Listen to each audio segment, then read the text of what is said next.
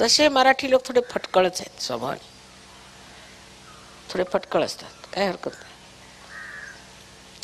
बोलताना थोडा फटकळपणा असतो, अजिजी नसते जशी हिंदी भाषेत असेल, आणि परखडपणे बोलण्याची पण इथे व्यवस्था आहे आणि लोक ते पसंत करतात,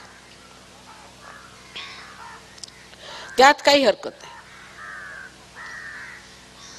पण हरकत जी येते आपली ती इथे की आम्हाला जे साधू संतांनी एवढं मोठं सांगितलेलं आहे ते न जाणून घेता आम्ही सहयोगात सुद्धा व्रतवैकल्य, उपाशी मरणं, केस भादरून घेणं, काय काय प्रकार आहेत. ह्याचं व्रत त्याचं व्रत, म्हणजे पुष्कळ इथल्या पुरुषांचं असं म्हणे की आमच्या बायका अजून तेच करतात, 16 सोमवार करायचे. अहो तुमच्या आईनी केले आणि त्यांच्या आईनी केले तर काय मिळालं त्यांनी?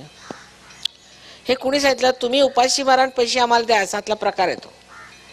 आणि उपास करण्याचा इतका शौक आहे महाराष्ट्रात, तर देवाने सांगितलं बरं तुम्हाला उपास करायचा तसंच उपास करा, चला घ्या गरिबी, कारण तुमचा शौकच आहे उपासाचा.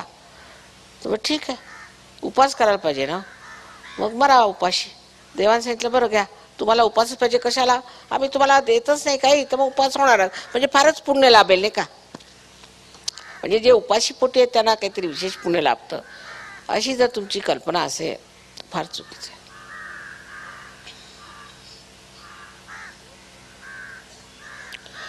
जोपर्यंत मनुष्याचं लक्ष्मी तत्व जागृत होत नाही पूर्णपणे किंवा तृप्त होत आहे, तोपर्यंत महालक्ष्मी तत्व जागृत होत नाही. ते म्हणजे काय की ज्यांनी माणसाला असं वाटतं की पुढे काय ते बघितलं पाहिजे. आणि लक्ष्मी तत्वातला एक भाग आहे पोटभर जेवणे, उपाशी मरणे नाही. म्हणजे हे जे आपल्याला उपासमारीचे डोहाळे लागलेत ते कृपा करून तुम्हा बायकांनी तरी विशेष करून संपवलं पाहिजे. बरं, जर एखाद्या मुलगा आपल्या आईवर रुसला, तो जेवत नाही, आईला जर त्रास द्यायचा असला तर उपाशी मारायचं. तेव्हा तुम्ही सहयोगात कसे येणार, त्यात वाढणार कसे?